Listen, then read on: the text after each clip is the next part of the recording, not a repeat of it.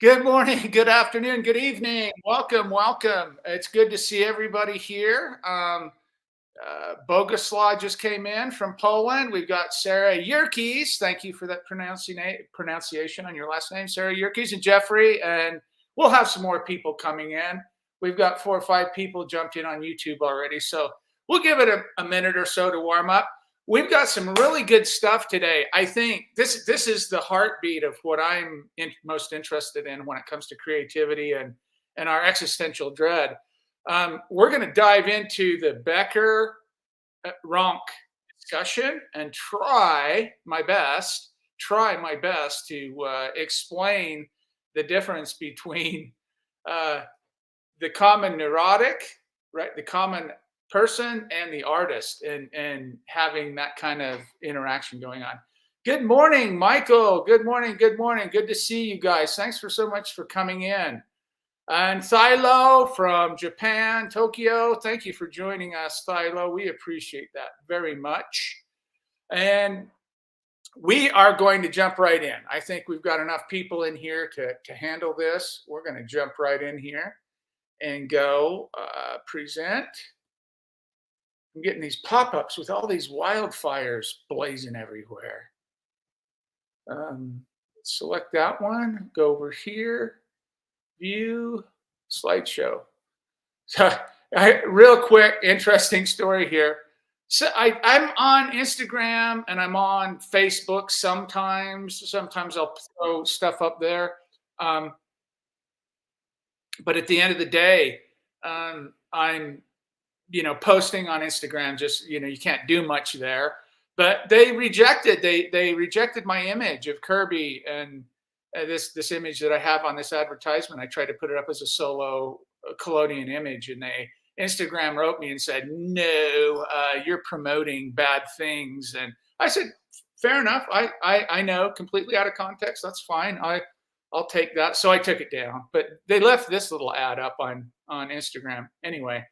Linda from Sweden. Good to see you, Linda. I believe she's in Stockholm, if I remember correctly. No, I've been in Gothenburg. I sailed through the fjords through Denmark on a ship with my truck on the boat, and I drove off and I did a few-day workshop in Gothenburg. I think it was in 2009. Love Scandinavia. Love it, love it, love it. Okay, guys, here we go.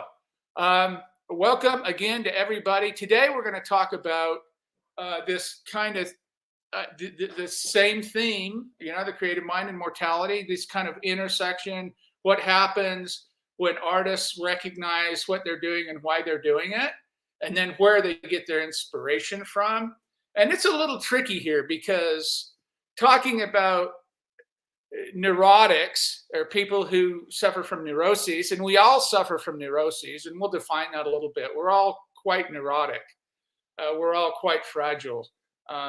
And so we're going to talk about, no, I don't see you, Bernadette. Where are you? Sorry, Bernadette and Christian too. Christian Norman's in. Great, great. Good to see you guys.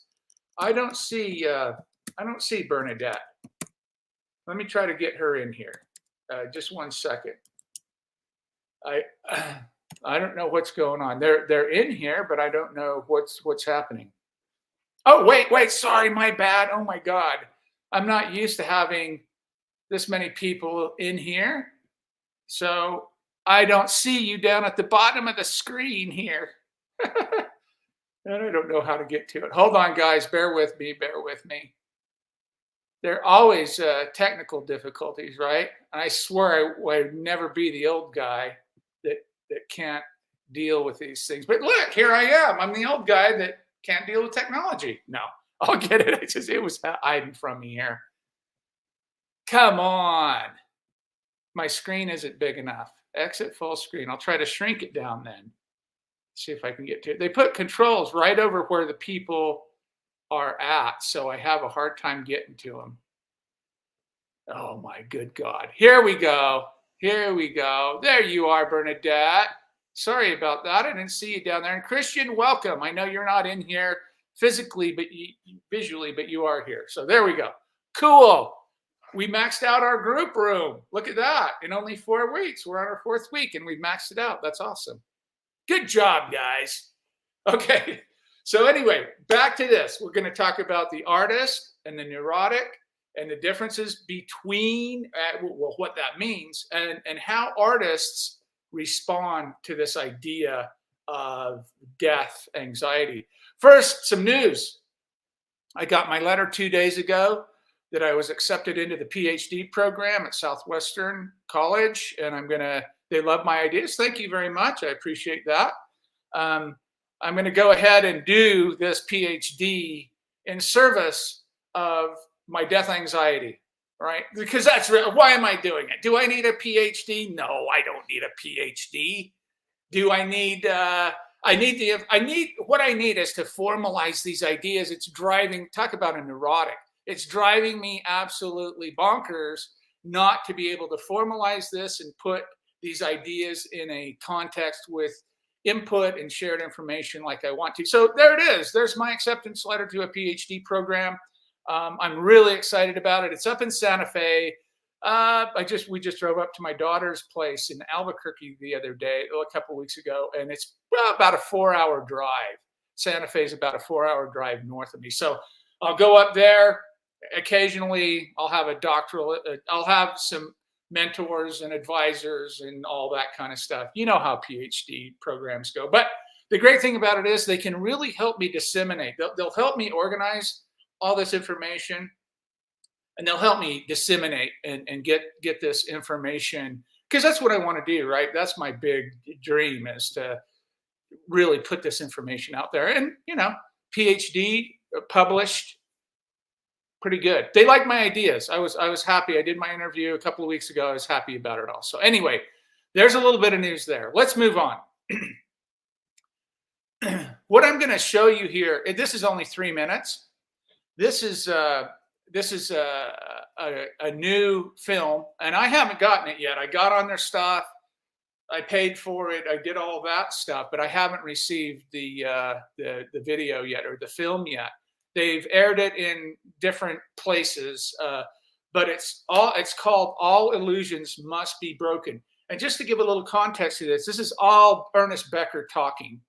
These are from old archives. Swell and the other person that did this, they collected up all this data and put together on Becker and then presented it in this.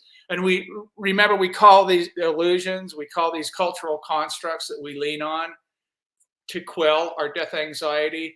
That's what they're referring to in these illusions. So Becker's got what he calls a vital lie. And the vital lie is we lie about our condition, right? We deny death. We lie about our mortality. We lie about why we're acting the way we do and all that stuff.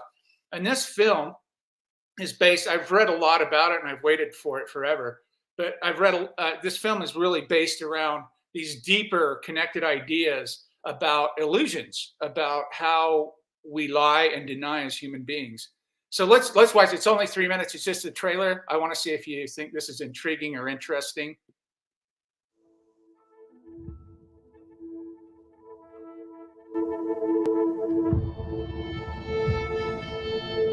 I think that underneath everything that is at stake in human life is the problem of the terror of this planet. It is a mystic temple and hall of doom.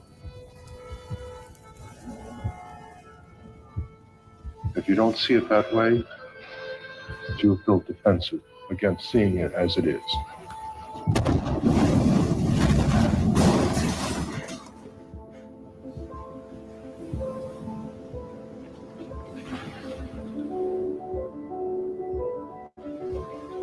Children ask religious questions that we repress. He wants to know who he is, what he's doing on this planet.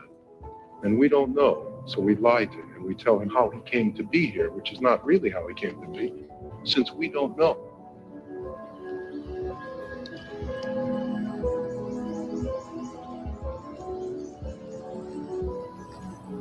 What we've done in our flight from death is to literally just insert ourselves into a reality where time and space are psychologically obliterated.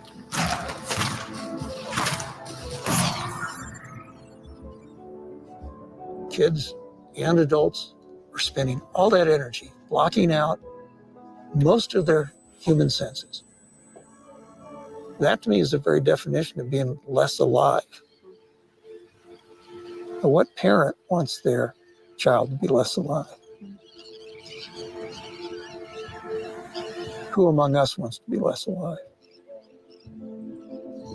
Some do. This screen really makes our world, our universe, smaller. It shrinks us down. It shrinks our vision down and our imagination and our dreams. From a point of view of social philosophy, it's the lie about the world that is killing the world. Everyone's lie about how the world is that they're using as a defense against reality, and the crazy games they play as they lie to defend themselves against the world.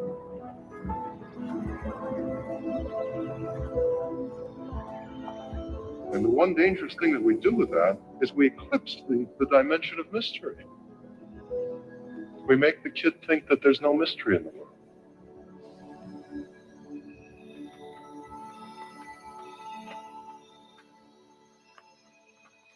Wi-Fi.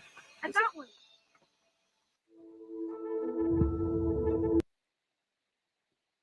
So there we're dealing with that same idea again, and I love how they've laid this out. And it's interesting, the couple that made this film, they've got two Birds films. They have a few documentaries, but they have 7 children, and all about a year or two apart. And they use their children in the film to show this progression. And it's a lot about how our culture, obviously, as you see, how our culture is shaping our children, how to lie to ourselves, what we pass down constantly, how to lie about our condition.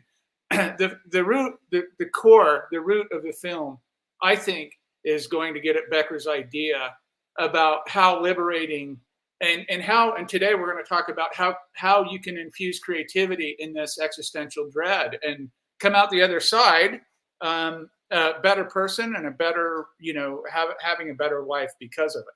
So let's start with this. Let's start with the artist and the neurotic. So this all comes from Becker's book, The Denial of Death. He was infatuated with Otto Rank. And we talked about Otto Rank before. Otto Rank was a protege or a disciple of Freud in Vienna.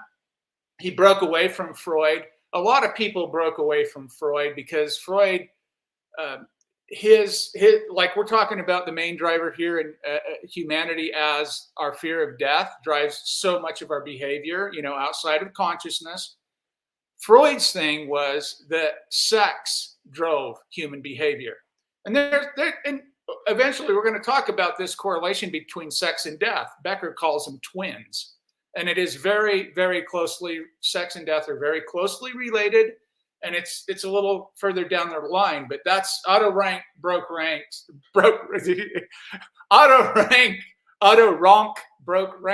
with Freud when it came to some of this psychoanalysis. And I think Rank is probably way underrated as a psychoanalysis, but Becker loved him. So let's read this and go through this. This is right. This is the core statement, and I brought this up before, but we're going to reread it. Rank ask why the artist so often avoids clinical neuroses when he is so much as candidate for it because of his vivid imagination, or her or their vivid imagination, his openness to the finest and broadest aspects of his experience, and his isolation from the cultural worldview that satisfies everyone else.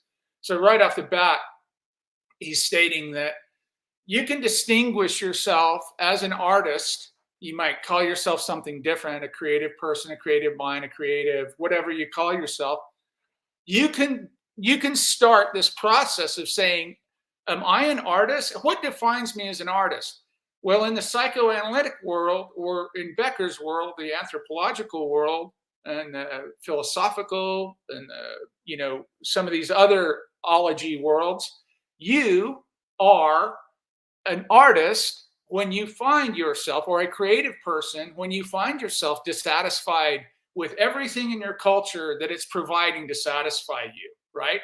Oh, we're going to give you a good job down at the, waste factory station, or we're going to put you in an office over here and you're going to type numbers in all day and be rewarded for that. Or, you can get on the local bowling team or whatever it is. It doesn't satisfy, right?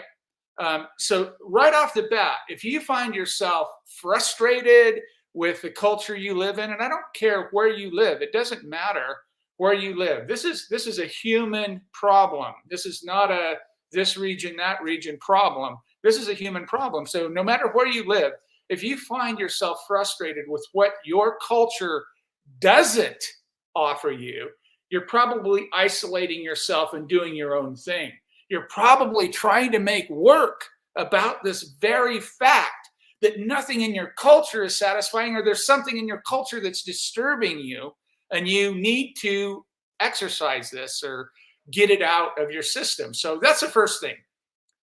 Isolation from the cultural worldview that satisfies everyone else. Don't have it.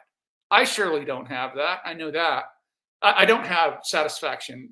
My culture has not provided me. I'm finding ways to get around it through art, right? Through creativity, and that's what we're talking about. The answer is that he takes in the world, but instead of being oppressed by it, he reworks it reworks it in his own personality and recreates it in the work of art. So we take these problems and we transform them. I know a lot of people probably are out there. Most of us work in photography. Some of us paint, sculpt, write, play music, whatever you do. It doesn't matter. It doesn't matter what medium you work in. A lot of artists or a lot of creative types are disillusioned with their culture. They don't have anything practical to lean on to quell their anxiety. And yet they find themselves kind of stranded. Like, what do I do? What's my work about? Those kinds of things. What's the French philosopher's name? Marcel. What's his last name? I can't remember his last name. There's a great quote, though, about once you're asking the meaning, he uses it, the meaning in life, meaning of life. I use it as once you're asking the meaning of your work, your artwork, if you don't know what the meaning is, it's lost already, right? If you're asking that question, you need to reconsider your position on what your ideas you're working with, because you should be able to go through straightforward. I mean, you're going to have periods of, whether it's imposter syndrome or it's, it's not technically good enough or whatever it might be. But if you're asking straight up, like if you came into this video and you came right to this part right now, and I'm saying, if you're asking what your work means, you've lost it. It's bypass. You've gone past the point of having any meaning in your work. So revisiting that, saying, you're not oppressed by it, you rework it and you create a work of art. But that's standing on the knowledge of what you're doing, right? What you're trying to accomplish with your work, talking about, addressing something in your world, something on your mind, a love, a hate, a passion, a concern, a question, whatever it might be. The neurotic is precisely the one who cannot create. The artiste manqué, pardon my French, the failed artist, or the artist that tried to do a sculpture and couldn't, so they gave up. Tried to make a photograph but couldn't and gave up, right? And some that's never even tried anything, and that they, Rank called them this failed artist. And Becker goes on to say, as Rank so aptly called them. We might say that both the artist and the neurotic bite off more than they can chew, right? We always do that. Life is too much. We already know that. But the artist spews it back out again and chews it over in an objectified way as an external active work project. So you need to take all this in, and you need to kind of really analyze this and really think about the psychological underpinnings of all of this, because you're working in a creative process and you're finding joy and fulfillment in it, but you don't know why that is. What is it fulfilling, and where's the satisfaction and the accomplishment and what I would say, bolstering your self-esteem. Where is that? Why is that coming to you? Where is that coming to you? And it can't just be, external sources. It needs to be something inside of you, understanding why you're making the work that you're making. Socratic, an unexamined life, right? Examine, change, perform, try to look at yourself objectively and find out what you're doing. But he chews it out and spits it back over an objectified way as an external active work project. The neurotic can't marshal this creative response embodied in a specific work. So the failed artists can't do this. They trip up on this. They can't accomplish that. And so they choke on their own introversions. And we all have them, right? Our doubts, our shyness, our whatever, that whole thing that comes with, kind of failure or not able to do something, that whole thing. So the neurotic chokes up on those introversions. The artist has similar large-scale introversions, but they use them as material. That's the key. You use those things as material, and we'll get on this. You're going to see this unfold, but you'll get that. So that's the basis of it. So what is the artist? So according to Rank, an artist is an individual who transcends ordinary existence through the act of creation. And that's really important, right? I'm not saying anything, I'm not profound or anything, but I have said that my work on portraits from Madison Avenue, that was in the early 2000s. I think I started it in the late 90s. But that body of work, I've often said, it's a series of portraits of marginalized community, right? Otherness, psychologically others, marginalized communities. So they're portraits. And I was doing somebody was interviewing me, or a newspaper came over, something. Anyway, we were talking, and I said, look, I consider, they said something, oh, this is real art, right? And I said, well, I consider the art of this as the actual interaction of when I'm making the work, the interchange with a person, the ritual of, almost like a religious ritual of the process, the cleaning of the glass, the deburning, the pouring of the chemicals, all very religious, almost ritualistic processes, and interacting with this human being that I'm going to photograph. And I always involved the sitter in the process, always. And I told this interview journalist, I said, look, I consider the art happening when I'm making the photograph, and I consider the plate or the photograph kind of the residue of that interaction. So for me, my interaction with other human beings and the actual act of creating is the art. And that's what I feel when I read Rank's or Becker, Rank through Becker, or Rank himself. I've read his book, Art and Artist, but he's very difficult to read. Creative will. Rank emphasized the importance of the artist's creative will, the inner drive that compels an individual to create. This will is a manifestation of the artist's unique personality and desire to express their inner world. So everybody sitting in this room and everybody watching on YouTube, I know every single person here, you wouldn't be here if you didn't have all this. I know you have it.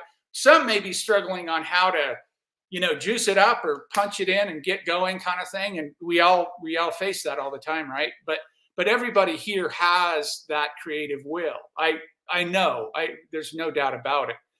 But overcoming the fear of life and death, Rank believed that artists confront and overcome the fundamental anxieties of human existence, particularly the fear of life, the struggle for individuality, and the fear of death, the realization of mortality, through their art. They achieve a sense of immortality, bolstering their self-esteem and self-affirmation. So we talked about that a bit before already. So we create work to satisfy, and we're going to talk about object transference. That Becker says the artist takes this material, fashions it into something that they're concerned about, and throws it out into the world. And we transfer our anxieties onto that object. object transference, a psychological term. We'll talk about it more in a minute. Expression of the self. For Rank, art is a means of self-expression and self-realization. Artists use their creative process to explore and reveal their deepest thoughts, emotions, and experiences, making their inner life visible to the external world. So here we are. So now we can take these ideas and synthesize them down and say, look, we're really, you know what art is? Art is psychological. Art is coming from a place, good art, I think, quote, good art. I think art that's meaningful and powerful really comes from kind of channeling the outside of consciousness, right? We've all seen these photographs over and over again of, like here in the States, no offense to anyone, but, Yosemite Park, El Capitan, the tripod hulls of Ansel Adams, and go up there and sit your 8x10 camera up there and do that. These are what Rank would call artistes manqués. They're trying to attempt to do something that's popular and get fed off of that. And some of them do. They get adulation from some of their in-groups. But that's not coming from their deepest inner part of their persona, their soul, if you will, or their inner, like he talks about their inner feelings. Those are people replicating. And I'm not saying everyone that photographs at Yosemite is a artiste manqué, but you know what I'm saying. It's pretty good evidence that we have that says there's a lot of people that try to be creative and fail at it. And then we're going to talk about they're neurotics, and we'll talk about what happens to them. I guess I'm being pretty bold calling them neurotics, but Christian says, as a human being, I have tons of questions about the meaning of everything in life and life itself. That's great. That's the first thing to have. I don't strive to make art. I use photography as a safety valve or a ventilator for all those questions to keep some kind of sane balance between existential questions and everyday life. Very good, Christian. You're on it, brother. Photography helps me survive just like air, water, and food. Exactly. So you're right on the heartbeat of Becker and Rank right here. As a creative and dealing with your own existential dread and your existential concerns, you're right on the heartbeat of Becker and Rank here. That's great. That's a great comment. Thank you, Christian. And Christian sent me he cleaned up his silver bath this last week, and he sent me some great photographs of pomegranates he did for me because I photographed some pomegranates last week. They're great. Beautiful, clean plates, by the way. Thank you, Boj Stuff. I appreciate that. I really do. So there it is. There's the, let's move on to this next expression of self. Get in touch and get that kind of those inner ideas, and really sit and think deeply about what you're doing and what you're most concerned with. What are your existential concerns, right? That's really what we're talking about. And one more page on the artist. Individuality and uniqueness. Rank perceived the artist as a distinctively individualistic figure who defies conventional norms and generates something entirely new and personal. This act of creation is both a declaration of independence and a testament to the artist's distinct identity. So here we're getting in to more of the psychological underpinnings that we need as creative people. We need to rise above. We need to be seen as the one Becker calls it, rise up in nature. We need to build ourselves up. It's not narcissistic. It's completely normal, psychologically speaking, but we need this. So we need to declare our independence. We need to shout from the rooftops, this is what I'm concerned about, and look at this work. I got to get this out. This is all complementary to this idea of object transference. It's part of it. Art as a life-affirming force. Rank considered art to be a life-affirming force that allows individuals to affirm their existence and achieve a sense of wholeness and fulfillment. Through their work, artists can transform their existential struggles into something meaningful and or beautiful, I would say. Rank viewed artists as individuals driven by a powerful creative will who use their art to overcome existential anxieties, express their unique selves, and affirm their existence. And I would argue those are all fit in to pretty much quelling your existential dread. So here we go. Here's the neurotic we're going to go to the neurotic here.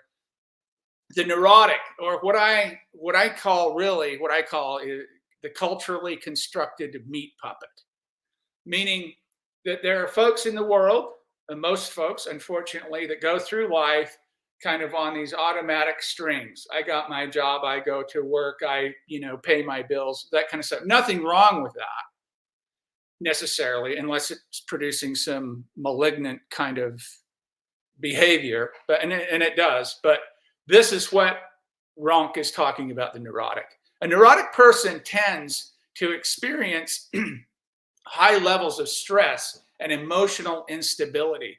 So, yeah, they may frequently feel anxious, worried, or depressed, and often react to situations with intense emotional responses. And then common characteristics. So if you look around and something's happened, I don't know if it's since COVID or before, I don't know. Something's happened. There's been a big shift.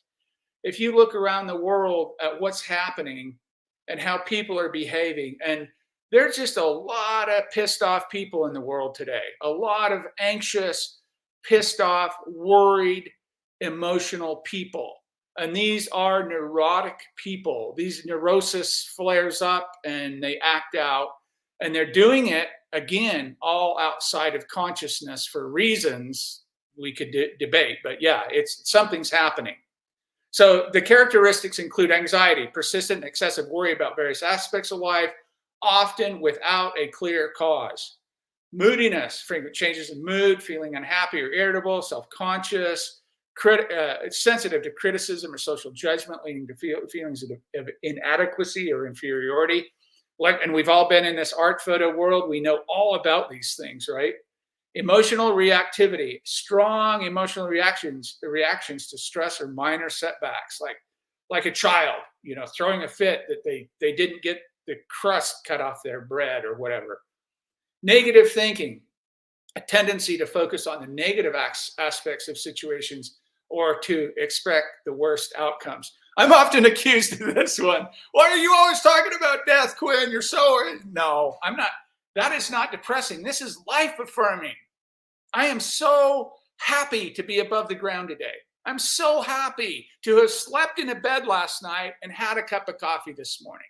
That's wonderful. That's just amazing. I am not negative. This empowers me to not be afraid to live. Yes, Bernadette says it is fed by social media. Wow, we can have a whole discussion on this, but you're so right, Bernadette. This is absolutely a big player in these problems. Social media is, there's some good things about it, and there's some, you've heard me rant about it. I mean, there's, ask me what day. I'm on both sides of the fence. Someday I want to delete all of it. Other days, okay, I'll, do whatever. Okay, going on more. This is still the neurotic, the culturally constructed meat puppets. Tranquilizing with the trivial. We've talked about this before. Refers to the idea that people often distract themselves from the profound anxieties related to mortality and the meaning of life by focusing on trivial, everyday activities and concerns. According to Becker, these distractions serve as a way to avoid confronting the terrifying reality of death and the inherent meaninglessness of life. And that's where the artist or the creative can gain an upper hand, not only for themselves to quell their existential dread, but to try to communicate to other humans about, hey, look, let's talk about this. Let's work this stuff out. This is a concern of mine. This is some artwork I've made. And let's talk about these things. Key points in Becker's concept include distraction from mortality, right? I don't want to think about my death. By immersing themselves in the mundane and the routine, individuals can avoid thinking about death and the ultimate questions of existence. So what's probably the biggest ultimate distraction? Probably, drugs and alcohol, shopping, TV, you name it. There's a whole bunch of things you can tranquilize your sports games. Sorry, I don't mean to offend anyone if you like sports, but it's a way to distract yourself from the knowledge that you are finite you are not going to be here at some point in time. And then cultural activities. Becker believed that the cultural activities, consumerism and social norms often provide ready-made distractions, exactly, that keep people occupied with trivial matters rather than facing the existential dreads. Have you ever thought about this? I just went to a party a few weeks ago here in Las Cruces, a neighbor here in Las Cruces a few weeks ago. It's the first time I've been around a group of people in years. I mean, literally, pre-COVID. We lived on the mountain. We moved up on the mountain. COVID, wasn't around anybody.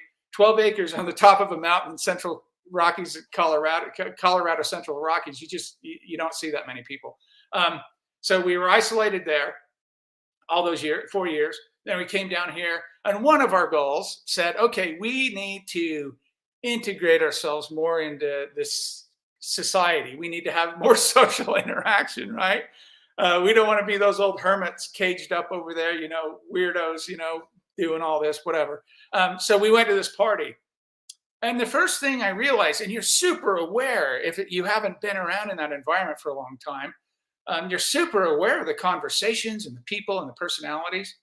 And the first thing I notice is, wow, we talk about some very superficial crap at this stuff, right? Like, oh my God, I got a thing, I got to go, I mean, and I've always wondered why, man, I must be a real a-hole because I can't have conversations with people much. I don't want to talk about the weather or what the Denver Broncos did last week, right? I just don't want to. It doesn't interest me. I'm not concerned with that. That has nothing to do with my existential dread, right? It doesn't do anything for me. So I find myself as a creative person with this thing, right? That I can't I can't have conversations with most other people. And just the cultural activities. They provide ready-made distractions that keep people occupied with trivial matters rather than facing existential truth. So here I am soaked in this stuff but I got out. I didn't offend anyone, thank God. And that's my little, that's one of my paintings there, the culturally constructed meat puppets. I've done a few of those. I probably continue to work on some of those. And then just the last page on this, illusion of control.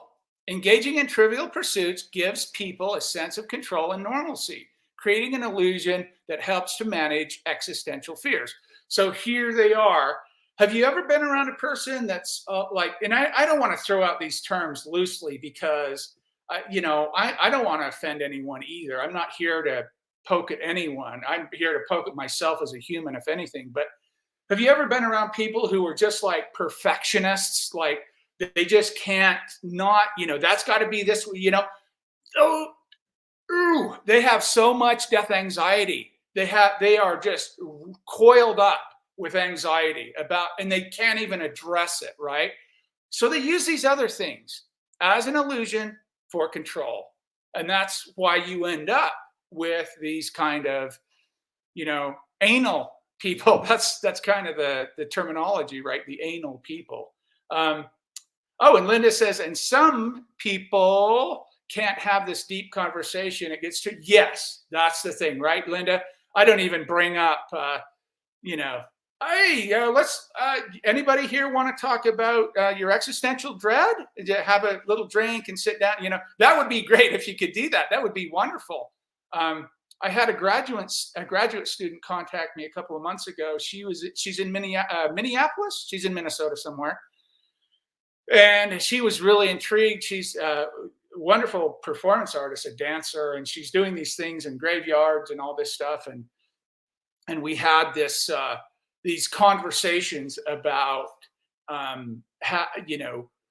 having real conversations. And what she told me, she said, look, I got involved with these death cafes. They've opened up places, and some of you know about this, these cafes where people come and meet and talk about death, which is awesome. They do it in Denmark as well, too, I believe. Linda might know about them. But,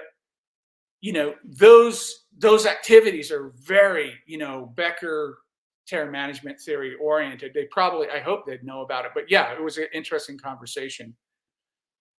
That's a conversation that many would back up. Yes, they would. 100%. Why? because they don't want to deal with their existential dread. That's why, don't talk about it. When people start putting you down, you make a piece of artwork and you say, well, you know what? I have this rumbling. There's a little bit of terror about, I'm not sure what happens, this non-existent part. Like when I die, I feel a little anxious about, all this stuff in life, and people, I don't want to hear about it. I don't want to hear about it. So they like stuff they can control, and they use the trivial stuff to keep that control. I think that's why video games are really popular and things along those lines, because you have control over those games and that kind of thing. Societal reinforcement. A society often reinforces behavior promoting materialism, entertainment, superficial goals, which collectively serve to keep existential anxieties at bay.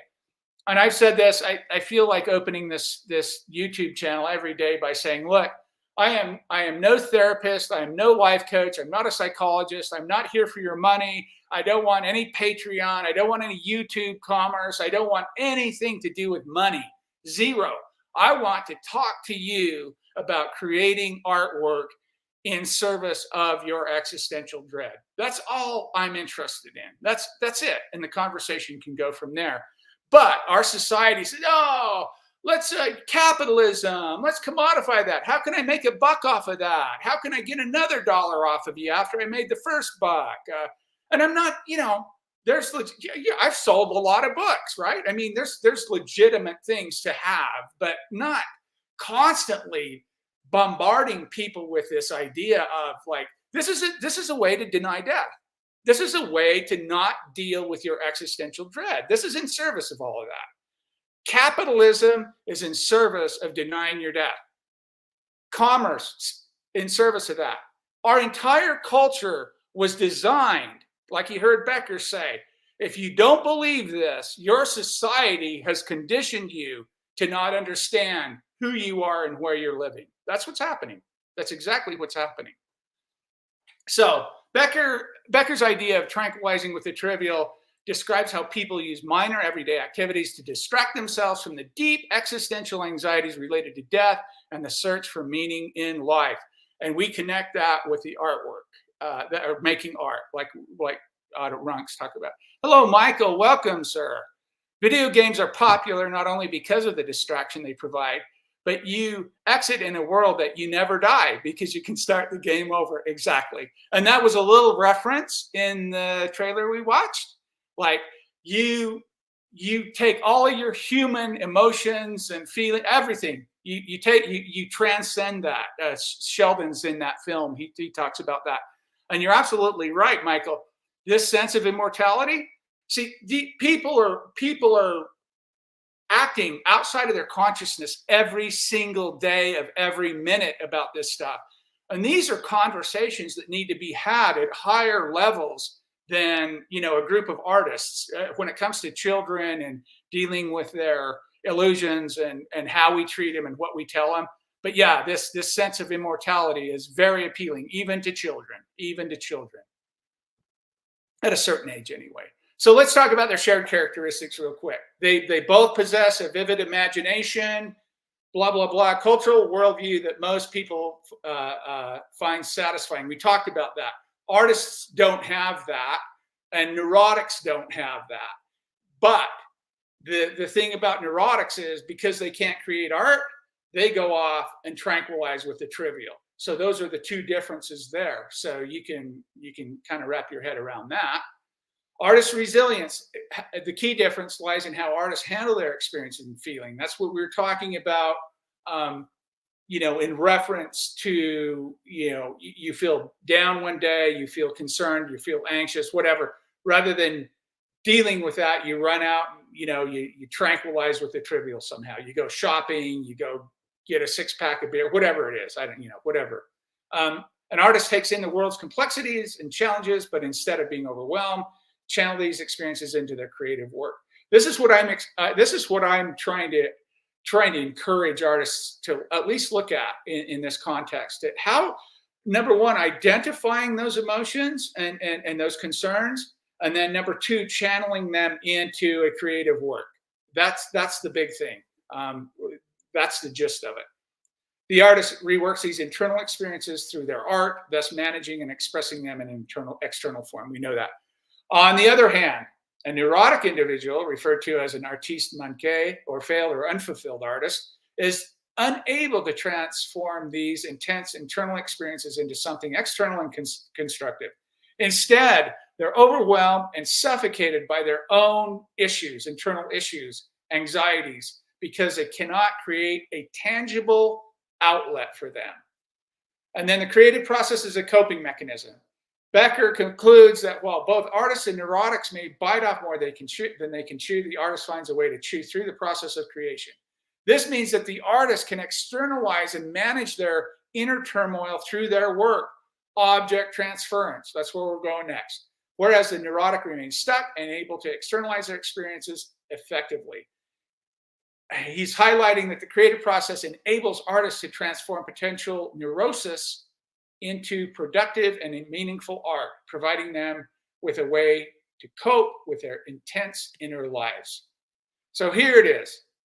This is the actual psychology behind this. Object transference. Ernest Becker explored the role of creativity in mitigating death anxiety through his seminal works, especially in The Denial of Death. Becker's ideas are profoundly influenced by psychoanalytic theory, existential philosophy, social psychology, and many other things. Here are many key points regarding the views on the creative type and object transference. So creativity is a defense mechanism. Becker posited that creative individuals, often artists, writers, thinkers, use their work as a means to transcend their mortality. We talked about symbolic immortality, right? Making works of art, and then, you know, somewhere in the back of your head, you say, oh, I hope this lives on, or somebody will see this long after I'm gone, blah, blah, blah. You see it all the time, every day. People refer to this indirectly. By creating and lasting works, they achieve symbolic immortality, a way to ensure that the part of them persists beyond their physical death. Object transference. This concept, rooted in psychoanalytic theory, refers to the process by which individuals project their fears, desires, and anxieties onto external objects or persons, right? Doesn't have to be just objects. It can be actual people. Becker adapted, well, let's stop for a second. Who's the first person that comes to mind that you've seen people project or do transference with? Any ideas? Guy's name starts with a T and ends with a P. Have you ever heard of that guy? Those have people like that have used them as an object of transference. So people can act this way as well too. So this concept rooted in psychology refers to the process. They project their fears, anxieties, external objects, and people. Becker adapted this idea to explain how creative individuals channel their existential dread into their art and intellectual pursuits.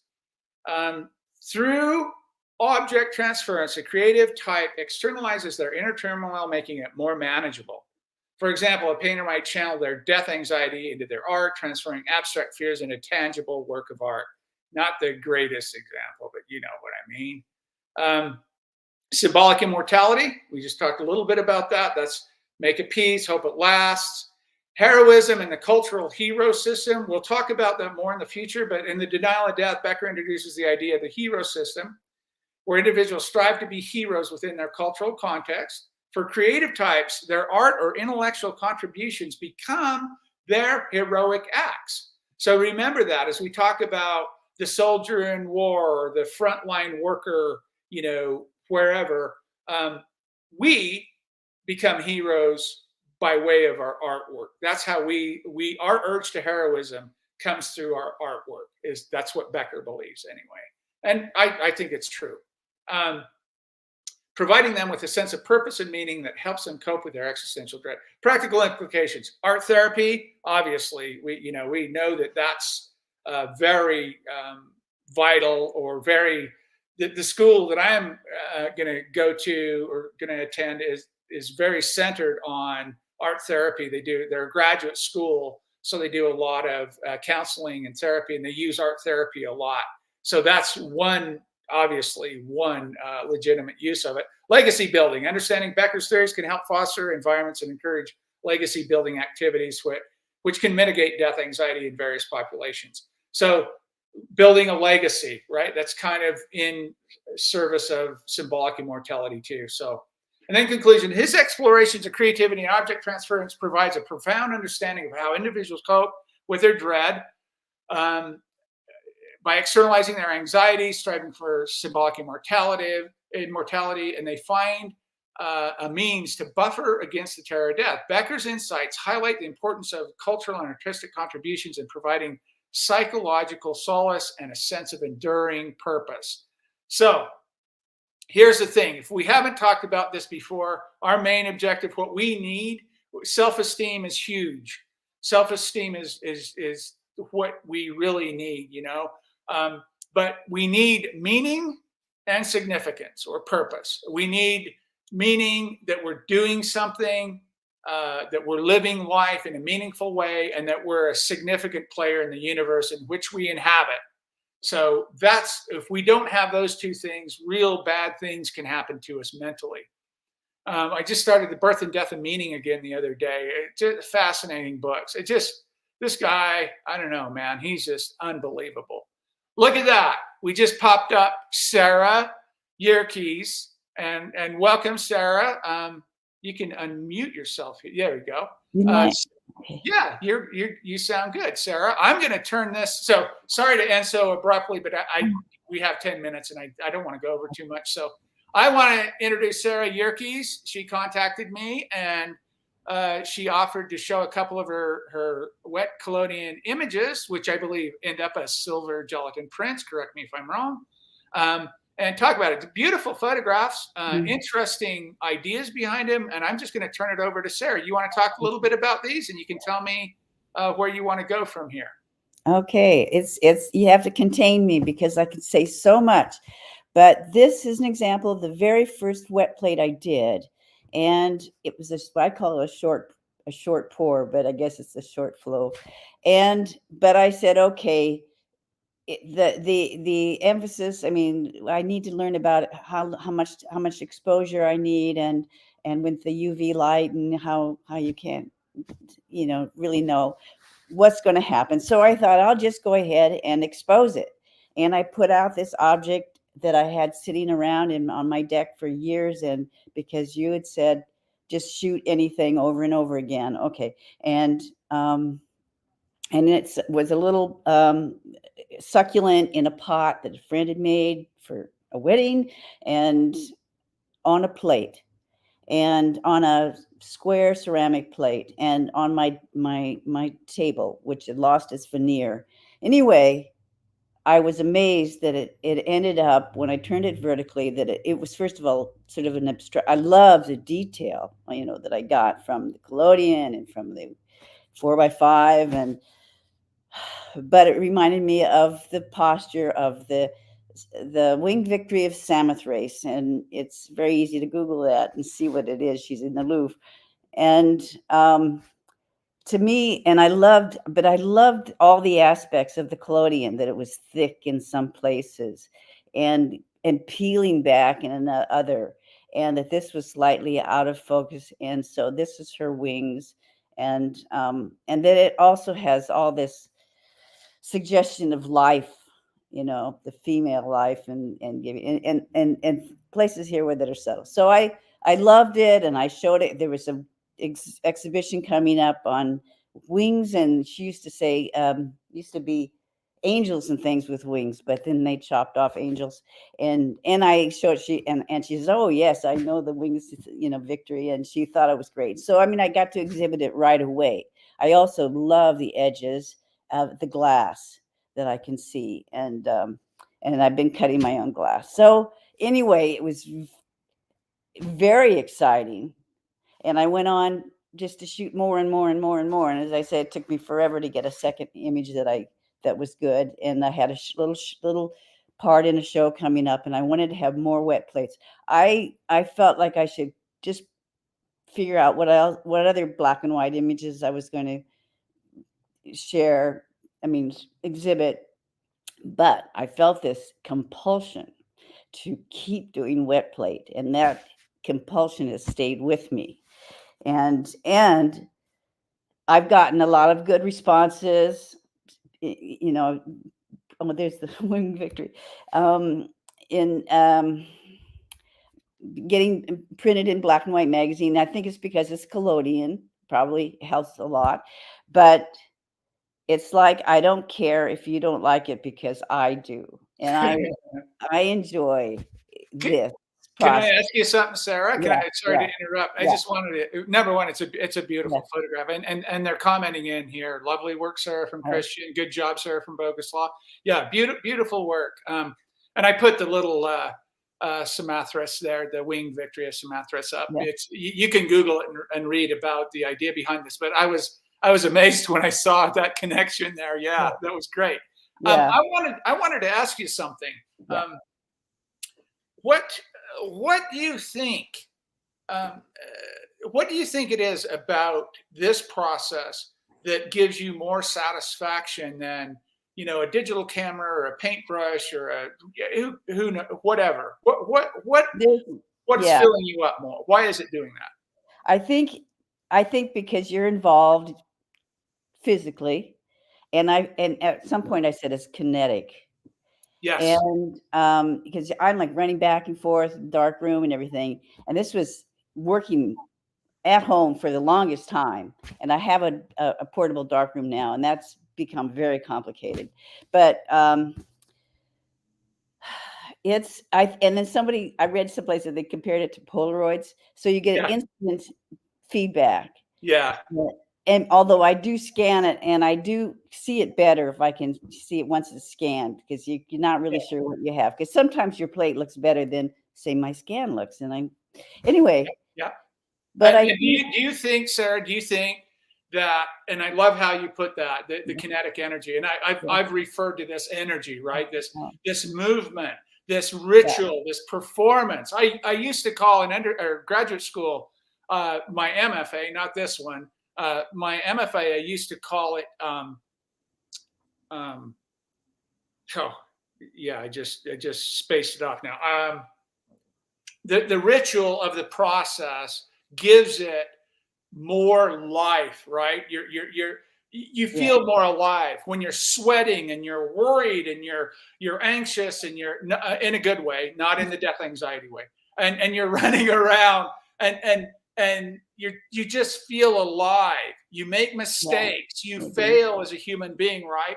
Do you think that has anything to do with the satisfaction? Because I know for sure, I read that book, Buddhism and Motorcycle Repair, or whatever it was called. I can't remember now. It's been years. And the actual act of making something like that, or repairing, the actual physicalness of it, right? Don't you think that makes us feel more alive than sitting in front of a computer with Photoshop? Yeah. And with digitally shoot, and then it's all like processing and and I've seen other people say how they didn't get into photography just to sit at a computer. Yes, and we're all sitting at computers, ironically enough. But thank you, Bernadette. Zen, the art of motorcycle repair. Yeah. This is what Becker and Rank is talking about when we talk about and Becker especially talking about being alive. That little clip we watched in the front of the show here about like video games or immersing it basically around kids, but we all do this, right? We tranquilize with the trivial, we immerse ourselves. And that's not really living. The guy says, how many people do you know that don't want their children to fully live? And then he says, yeah, there are some people that don't want to fully live. This is how I feel about this process in photography anyway. This process is alive. It's human, it's fallible, and you can really screw it up. And I love that risk. You just feel alive. You want to feel alive. Who doesn't want to feel alive? And another aspect I like about this is that it transforms reality. The first black and white photo I took, it's like, whoa, and I did that. I also shot often things that moved because I didn't want to see what I could see in real life. Like, why would I want to put that down? And the fact that this is a dark blue plate, and this is those little dark spots. Those were the peach, very light peach, and all those things excite me that it's not going to look the way it looks in real life. Yeah, you're not alone there. There's plenty in this room that totally agree with you, Sarah. Yeah, I love that. Yeah, beautiful. I'll go on to your next one here. This, Okay. and I put go to her website, sarahjerkes.com. Go Oh. check her out. She's got some really beautiful work up there. Thank you. And look at this one. Look at this one. Yeah. I got some questions about this one. Yeah. Okay. And and I was just up in the attic and I said, oh, it's like, oh, what can I shoot next? Because that's every day it was like, I want to shoot something, and I've had this for a long time, and I actually was writing the great American novel on it. But anyway, it just everything sort of fell. And my table, it's like, I love this table. I thought, we have to cover it up now because veneer is gone. But then I read that collodion loves wood, and I thought that's what it contributes so much. Collodion contributes so much to an image that I haven't thought that much about. That's the thing. And it's sort of like, it's like the angel of uncertainty from Sally Mann, that when I saw her show, she really stimulated me to really, because I've always been sort of fascinated by the edges. But one exciting thing here is that that's collodion ripping that paper. And I thought, oh, thank you very much. There's your angel of serendipity, right? Yeah. And so it says, in my dreams, I call you, I'll try writing instead. And so. Oh, wonderful. Yeah. You know what? That's a beautiful image. And I as far as your edges, I love your full plate display. I've always loved the white edge of the glass around the framing it up, putting it in a space. And I've always said about the edges, years ago I did anyway, and I think I have it in one of my in the portrait statement, that said the edges and the artifacts in collodion the imperfections echo our own human imperfections. Yeah. Right. Yeah. So what we're dealing with here is something that our internal selves can relate with, that we don't have externally, that it's fulfilling something for us internally that we can't get externally, that digital can't provide, that this can't provide, whatever can't provide. So it's really interesting how you think about this and how you presented it. I had a question about the text. We all know that direct positive would be reversed, but she is printing these on silver gelatin paper. So the text, negative to paper, emulsion to paper, and now it comes out the correct way, right, Sarah? Yeah. Tell us a little bit about your printing process. What do you do? Guess, I think it's because when I scan it, it's like they know that it needs to be reversed. It's something I don't even, I invert it. I do invert it, but it's like I don't always pay a lot of attention. I initially see the image as a negative, but then when I say scan, it comes out in the right directions. Yeah. It's funny. And then I make a digital negative, which took me a lot of sweat and tears to figure out how to do some years ago. And so that makes it possible for me to print any size. Okay. I'm going to encourage you to do something or try something. And I'll share this with everybody. I had a friend in Poland, not Boguslaw. Boguslaw is my friend and he's in Poland, but I had a different Polish friend that sent me years and years ago, that sent me these beautiful contact printed silver gelatin prints. And I would absolutely encourage you to make a bright ambrotype and lay that down on a piece of silver gelatin paper, and your mind will crack open when you see those. Really? Okay. Yeah, you have to try it, Sarah. Yeah. I don't have anything against digital other than but I'm just working in 4x5, and my anxiety is I don't think I can even handle even any larger equipment, just because you don't need to. So much, especially with going out. You don't need to. Can I ask you? Can I ask you why? Here's and people that know me know that I've ranted about the size stuff before, right? Yeah. When I had my first wet collodion exhibition, I had my first photo exhibition in '93. I had my first wet collodion exhibition in 2006. And I had pieces from quarter plate. You know what size quarter plate is? It's a little Well, tiny. I've heard it, I've seen it written. Yeah. Yeah, So that's it's small. a little smaller than 4x5, just a little Yeah, bit. quite a And bit. So it looks yeah, a like. little bit smaller, So like, 2 1/4, 3 1/4 kind of oh, thing. okay. Yeah. Okay. And I've had that size all the way up to large glass plates. And I saw in that exhibition in 2006, people had never seen collodion before, right? Yeah. In that context. And then walk up to those little tiny Yeah. quarter plate. I And get like small so images. intimate with that, I Sarah. like small images, actually. Beautiful. You know Yeah. who Sarah Moon is in Yeah, Paris? I do. Yeah. I do. Yeah. But Yeah. Look at her work. Those are small. They're small. I didn't 4x5. 4x5. Oh, I was sitting at home when I lived in Germany one day, and my phone rang, and it was my friend Bart Dorsa.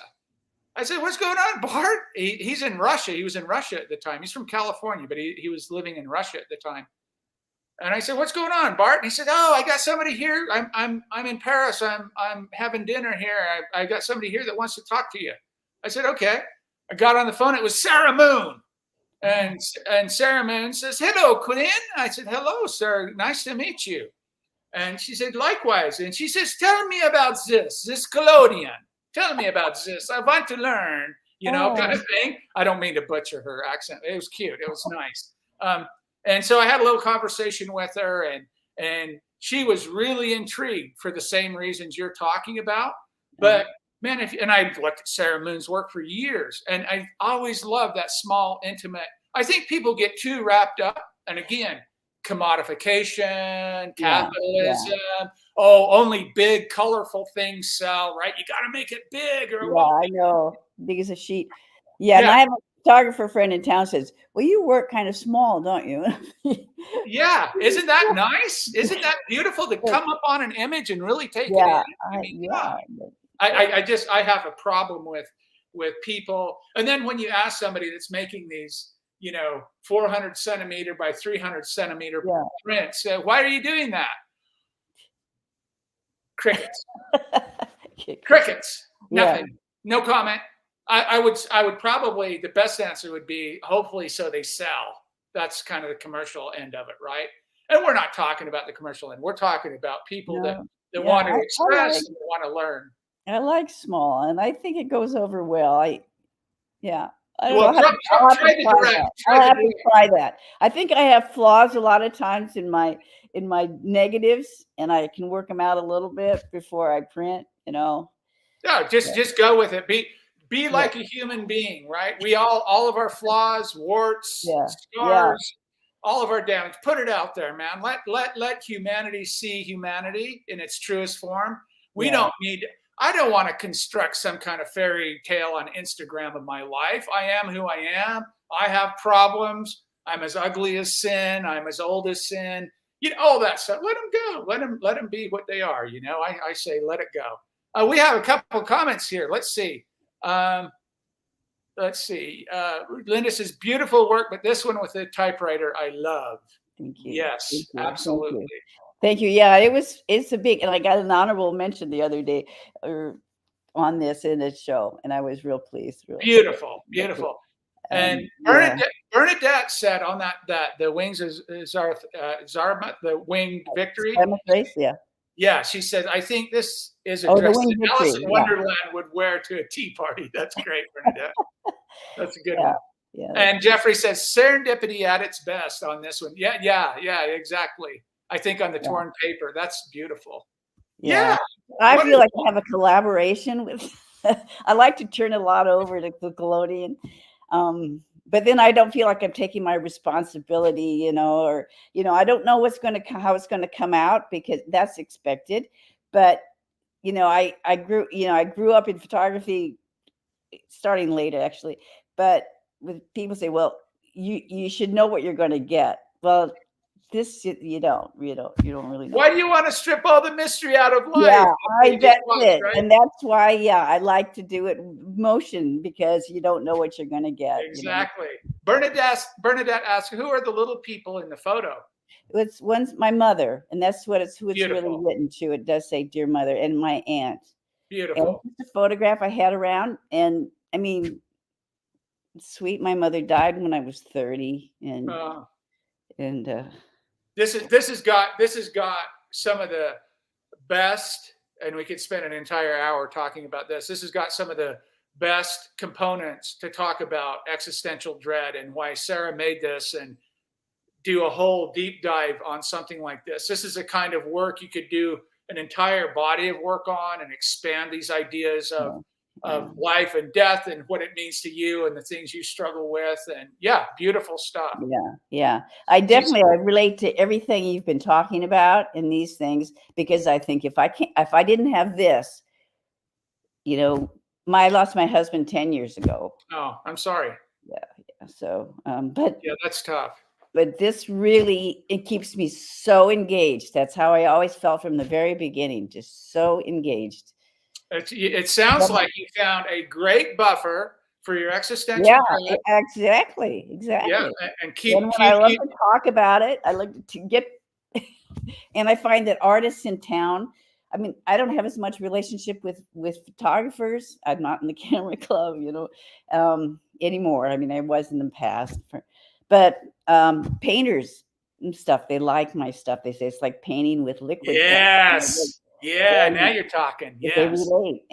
But I don't find, the thing is, I have a lot of abstraction with some of my work, and in that group of people I like, and they like my work, but I don't find that collodion is that conducive to abstraction. But what we saw yesterday was that, Charles, it shows that I guess it's possible, but it seems like you're right. You're right. Yeah. And I was gonna comment on this particular photograph that I'll try writing instead.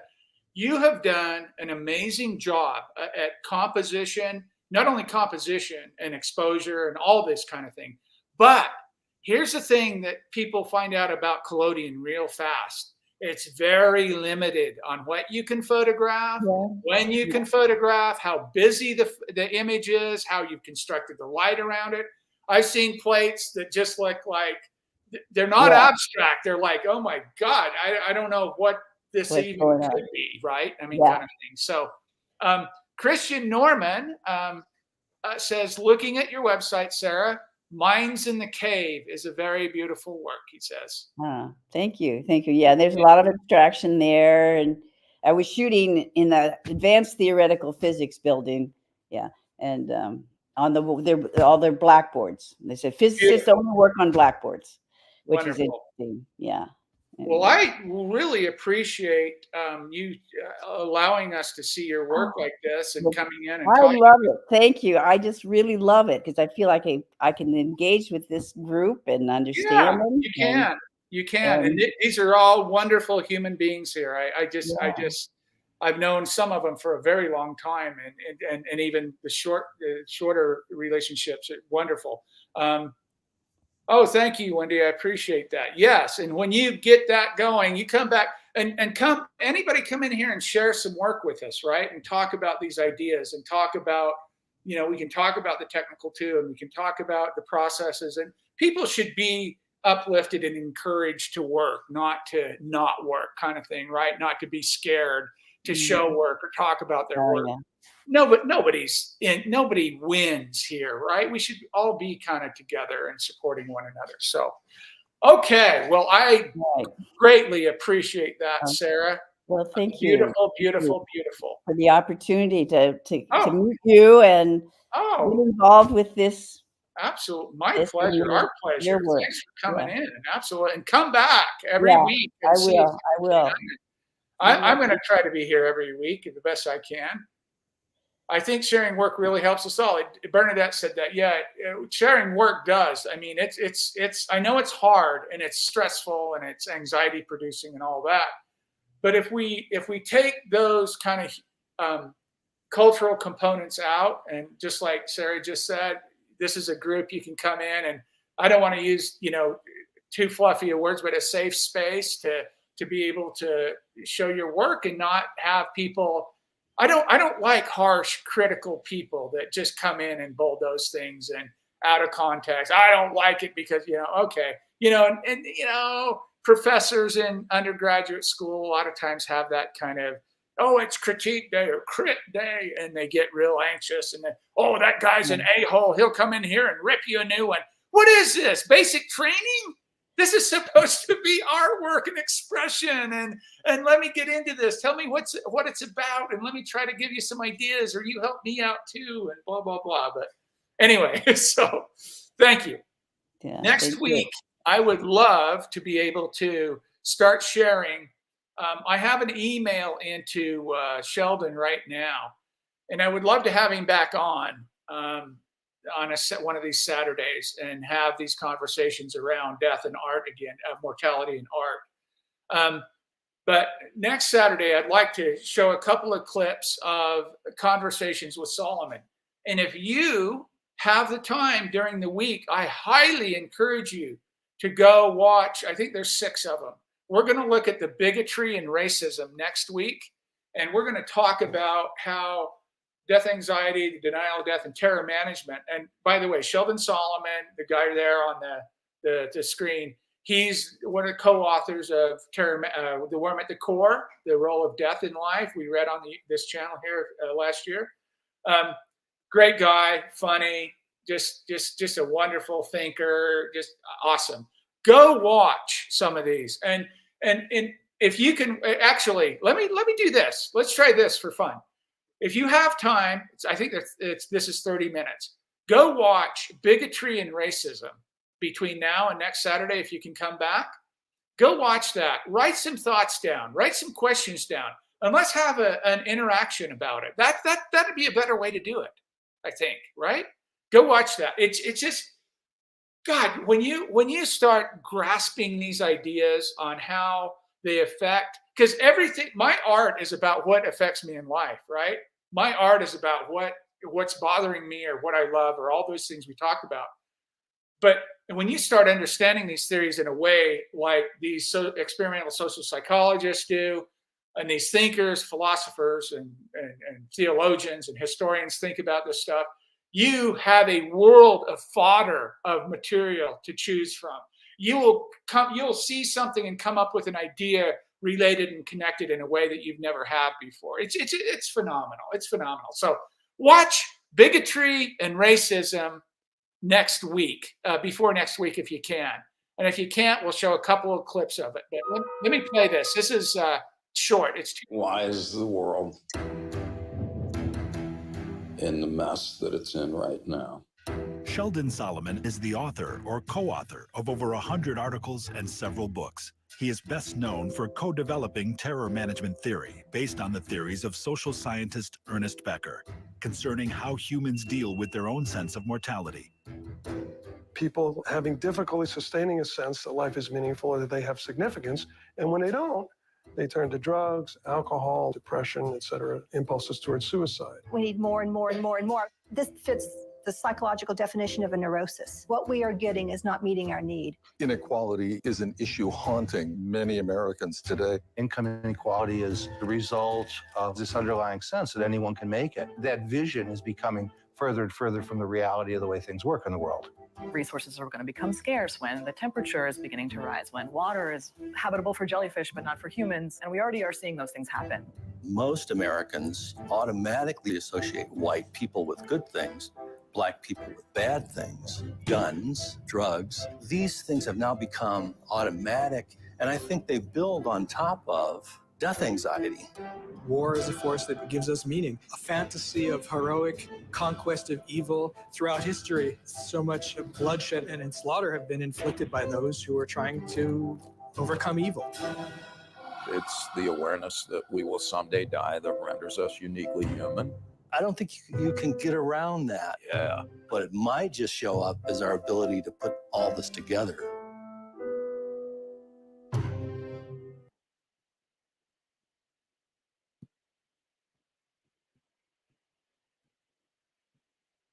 So, yeah, next week, try to watch Bigotry and Racism. That's an incredible series. If you watch that series, it will change the way you view what's happening in the world. We have, the Middle East perking up, Iran coming in hard now on Israel. We have Ukraine, Russia. We have our own mess here in America. These these ideas, that they're forever green, they'll never change. They're human psychology. These theories will give you a good basis of understanding or having a better understanding of why this stuff happens in our world. Then the idea is to build on that and make work around that and exercise that neuroses and chew on it and spit it out in something that we can all consume and get interested in. I appreciate it, everyone. I thank you so much. Thanks for hanging around an extra 20 minutes again. I tried my best, but thank you so much. I hope you stay healthy and happy and full of gratitude every day. I'm gonna go swimming. It's 95. Is it 95 here? I can't. Yeah, something. It's in the 90s. It's always hot and sunny. So I'm gonna go take a dip, I think. So thank you, everyone. I appreciate it. Be healthy. Be happy. And I hope you come back next week. Watch that Conversations with Solomon, please. 30 minutes of your time. Have a conversation with it. Come back and have a conversation. Thank you so much. I appreciate it. Bye-bye. Ciao, ciao.